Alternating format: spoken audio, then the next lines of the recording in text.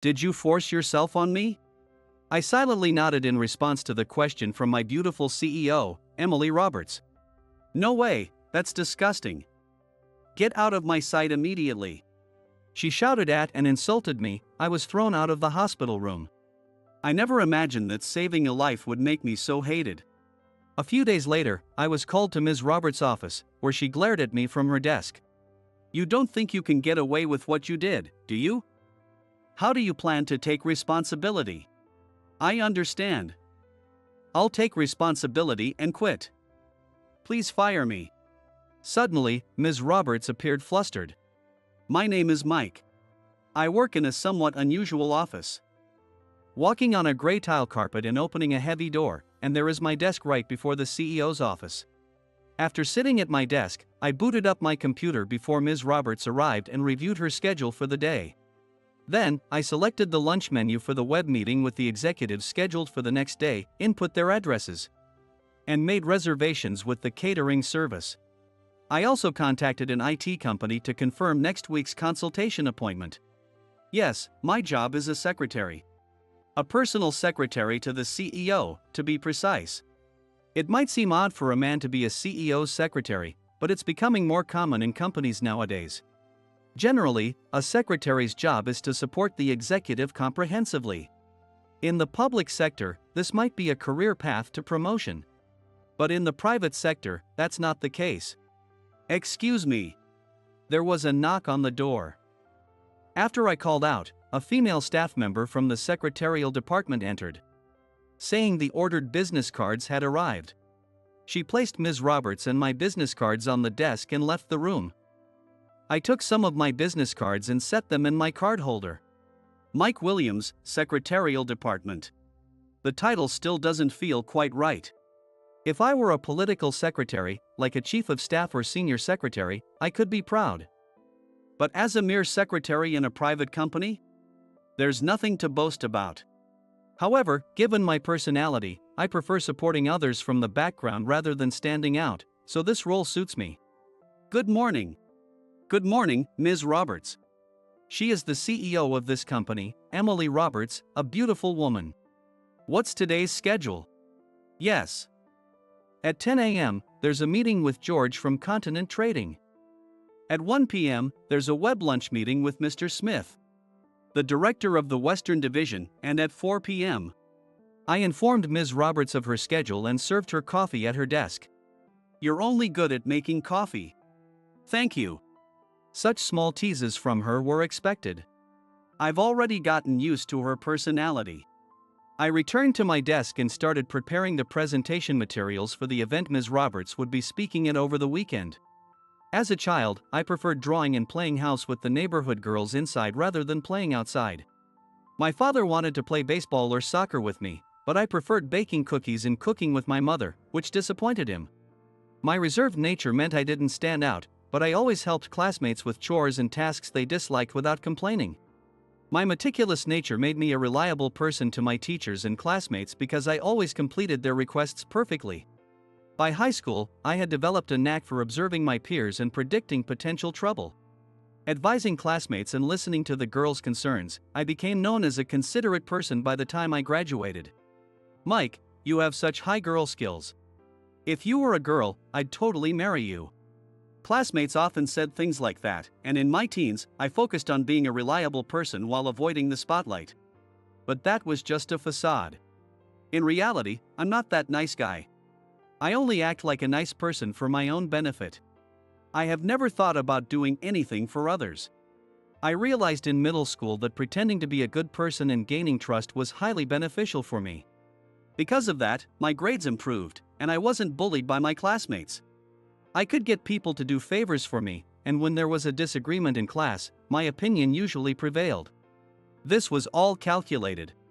Even my parents, who wanted me to be more masculine, didn't understand my true nature. You're quiet because of your personality, but it's your life. So live it as you like, they said. No one ever saw through my true self. Using the same strategy, I gained the favor of my college professors, and without even needing to wear a recruitment suit.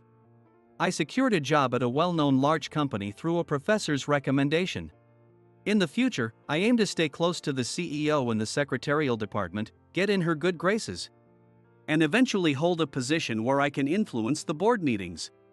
This became my goal the moment I was assigned to the secretarial department. Early on, I was summoned to the executive room by the chairman, Mr. Parker, who asked me to support Ms. Roberts as her personal secretary. I had initially intended to apply for an administrative role, but it seems there was already an agreement between my professor and Mr. Parker, and I had no choice from the start. Mr. Parker was looking for someone who could firmly speak to and support his daughter. My meticulous nature and considerate personality, which Professor Johnson had mentioned, convinced him I was suitable to support her. Thus, I was assigned to the secretarial department the day after joining the company and became Ms. Roberts' secretary. Working closely with Ms. Roberts, I found that while she was beautiful, she was somewhat sloppy and struggled with organization and considering others' feelings. Mr. Parker's words, more of a babysitter than a secretary, initially seemed like a joke, but they started to feel more accurate over time. I supported Ms. Roberts diligently, albeit with a wry smile.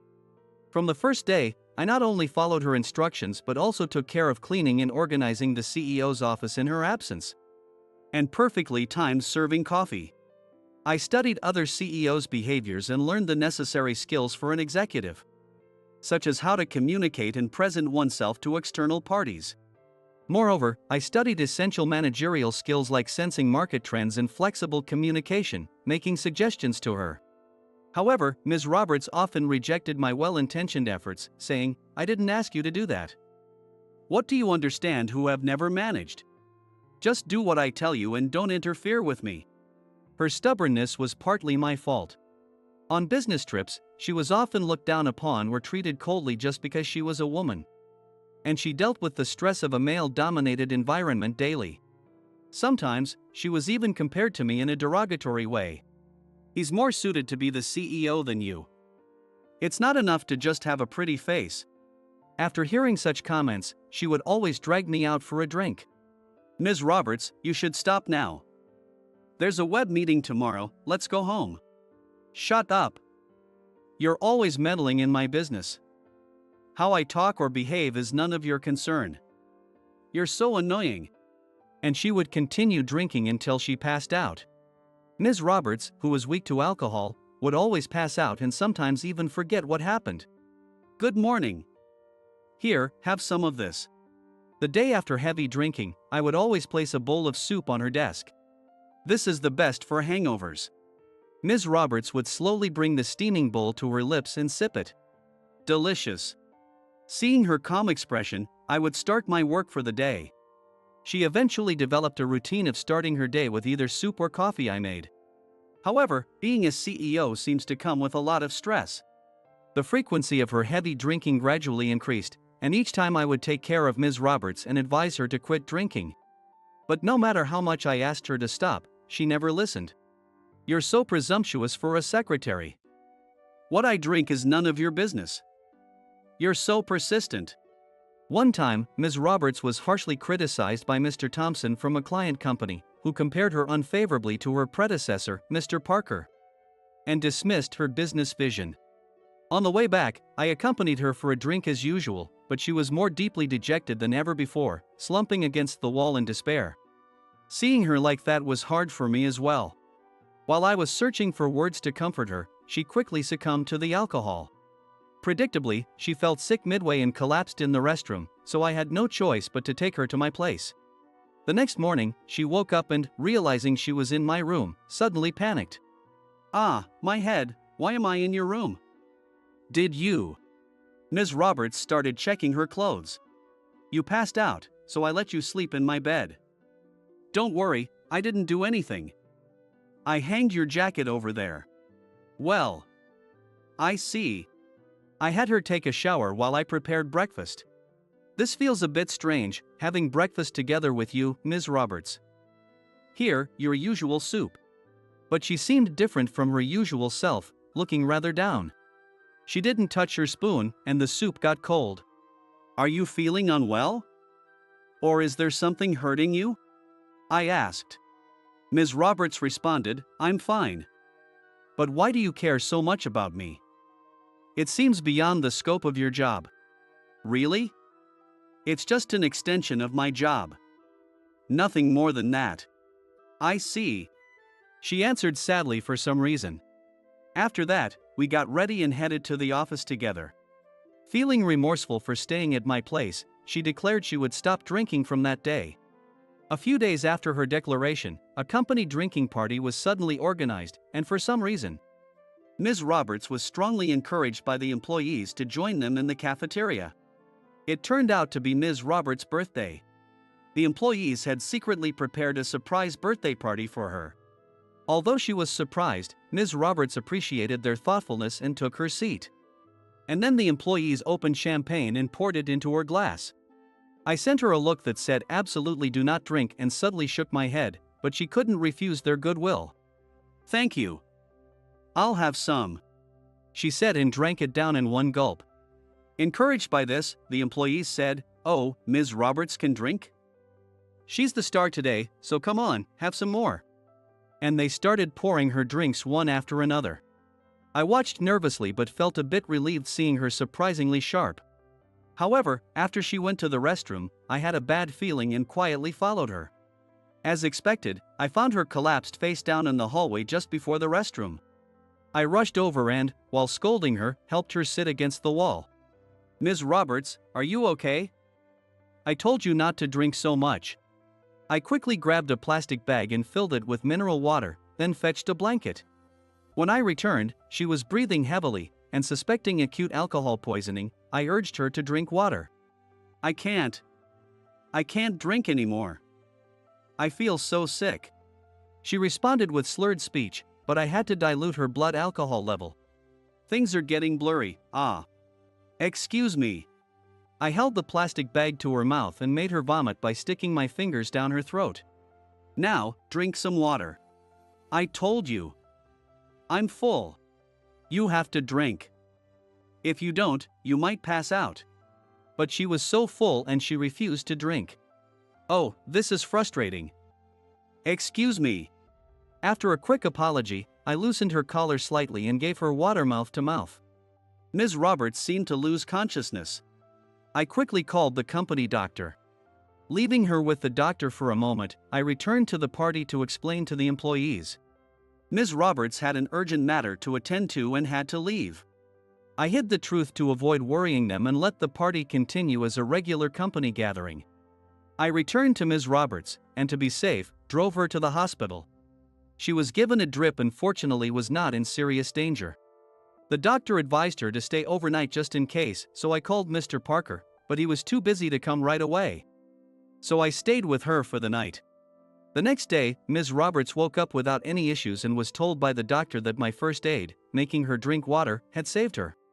"How did you make me drink water when I was unconscious?" I stammered at her sudden question, and her face quickly turned pale. "Did you force yourself on me?" Faced with Ms. Roberts' intense gaze, I looked away and nodded yes silently. "No, that's impossible. Disgusting. Get out of my sight right now." Shouting and throwing a pillow at me, she chased me out of the hospital room. Why am I being treated so unfairly when I saved her life? This is what's really impossible. I muttered angrily to myself as I quietly left.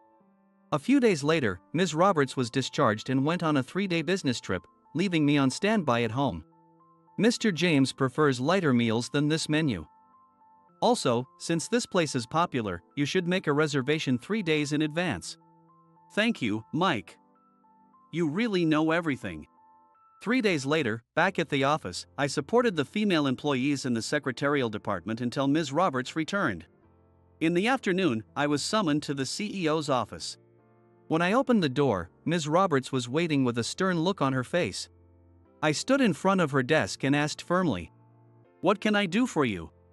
After a brief silence, Ms. Roberts spoke. "You don't think you can get away with what you did, do you? How do you plan to take responsibility?" Responsibility? "Ms. Roberts, I performed a life-saving act because you were at risk of acute alcohol poisoning. It's your excessive drinking. Despite my warnings, that caused this." I responded indignantly, making her face turn red with anger. Still, forcing water into an unconscious woman with mouth to mouth is disgusting. Being called disgusting made me angry, and I replied sharply. Let me be clear.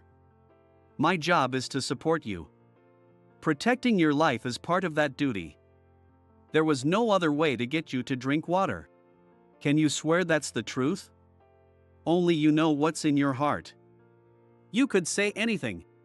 Frustrated by her misunderstanding, I was fed up. If you can't trust me, just fire me right away. I said bitterly, although she seemed a bit flustered. She declared firmly. Fine. You're fired. Don't come in tomorrow. Are you sure? Even if I'm gone? When I asked quietly, she showed obvious agitation. There are plenty of secretaries. You're not special. Don't be conceited. All right then, thank you for everything. I turned around and reached for the door handle. Wait. You're fired starting tomorrow. Do your job properly today. Stopping by the door, I returned to my desk without meeting her eyes and started working. After 5 p.m., I finished the handover notes for my successor, completed some meeting materials for the week, and attached Ms. Roberts' schedule for the month before shutting down my computer. Then, I approached her desk and spoke softly. Ms. Roberts, today is my last day. But I have one last thing to say. She looked up at me with a slightly tense expression. When you feel belittled because of your youth or gender, take a breath before speaking. You tend to get emotional. So be particularly careful about that. I placed her usual coffee on the desk. I've documented how to make this coffee and how to interact with clients in the handover notes, so please rest assured. After saying that, I thanked her and opened the heavy door. As I closed the door, I glanced back and saw Ms. Roberts standing up, looking like she wanted to say something. But I quietly closed the door and left the company. After quitting, I felt a sense of loss and lethargy, spending my days idly at home. One day, I received a call from my successor. It seemed there was trouble with Continent Trading, and the contract was on the verge of being cancelled. Ms. Roberts is doing her best, but Mr. Thompson won't budge. The executives keep telling me to consult with you. I'm not an employee at the company anymore. You need to support Ms. Roberts properly. I retorted, but the secretary pleaded desperately. I can't do it. Ms. Roberts wants you back. She always looks at the coffee cup you gave her, looking lonely. She's surely thinking of you. I listened silently to the secretary's words. The client, Mr. Thompson, insists that Ms. Roberts attend the meeting alone. As a secretary, I don't know what to do. But I cut off the secretary's rambling call and lay back on the couch. What happens to her is none of my concern. I'm not involved anymore. Really not. Trying to convince myself of that, I lay on the bed and closed my eyes, but the image of Ms. Roberts working so hard still came to mind. Being underestimated as a young woman, treated like a child, and striving desperately to prevent unfavorable contracts. Why do I keep thinking about her? Why am I thinking about her so much when I never worked for her sake? Continent Trading. Wait. Mr. Thompson, that must be it.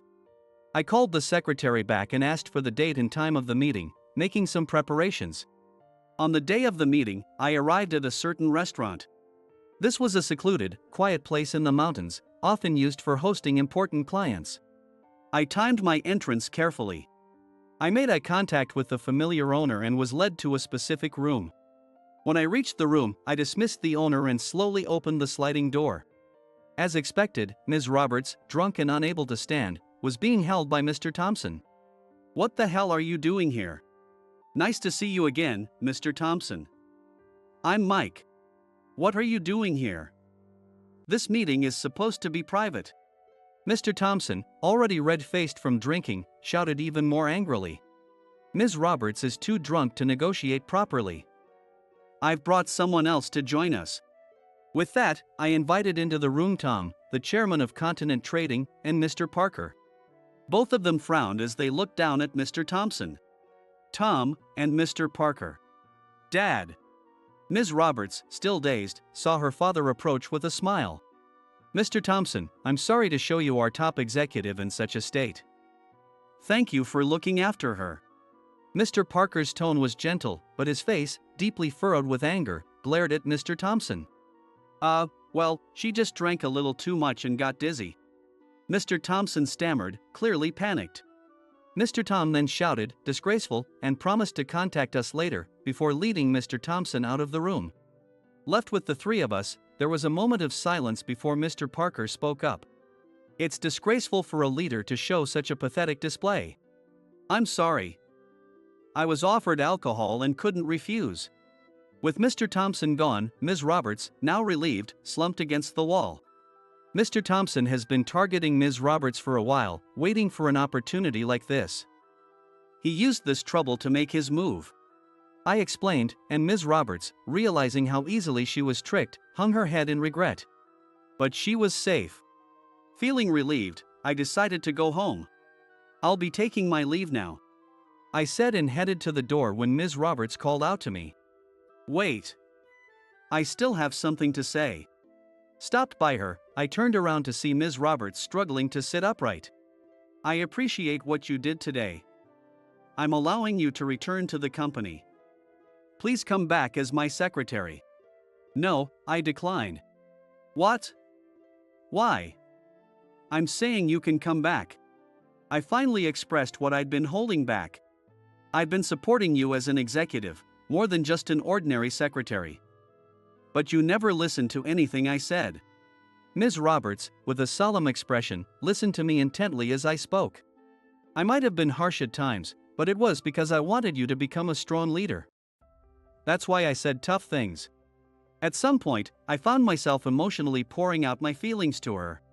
Even when it came to making coffee, I always tried to prepare it in a way that would help you feel a bit calmer. But you never understood my feelings. That's not true. I knew you were doing so much for me, Mike, but I just couldn't say it. I couldn't say thank you. As we both struggled to find the right words, Mr. Parker broke the silence. Haha, it seems neither of you could express your true feelings. You guys are still quite immature, aren't you? We could only stare at Mr. Parker without responding. Now that you've finally shared your feelings, why not go back to being partners? Surprised, we looked at each other, and our faces turned bright red the moment our eyes met. I also ask you, Mike. Please support Emily, both professionally and personally. What? Personally. Yes. You see, in our family, there's a tradition of marrying the first person you kiss. It would be a shame to disregard our ancestors' wishes.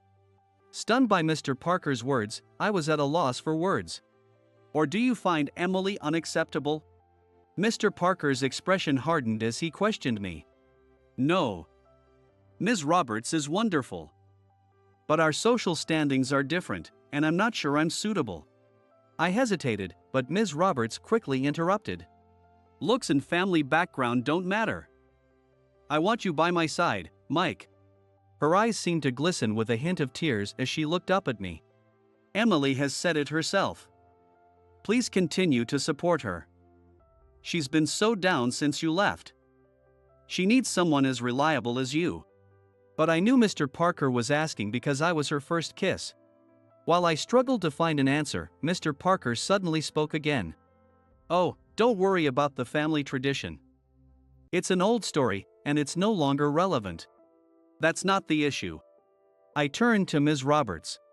Emily, do you really want me? I sat beside her and gently asked. She nodded quietly yes. Then I leave her in your care, Mike. With a smile, Mr. Parker left the room, leaving us alone, both feeling a bit embarrassed and sharing a small, awkward laugh. Ms. Roberts, Mr. George from Continent Trading is on the line. How should I handle it? Tell him I'll call back in 30 minutes. Understood. I returned to the secretarial department, back to my role as her secretary. Continent Trading had changed their CEO, with a new female CEO from the UK. The chairman of Continent Trading arranged a meeting to introduce the new CEO and apologize for the previous incident, scheduled for tomorrow. Continuing my duties as a secretary, I requested to remain as the CEO's personal secretary, as before. This time, it wasn't to infiltrate the core of the company, but for a different purpose. I'll listen to your advice from now on, but please don't be too harsh. No, you've grown enough as an executive.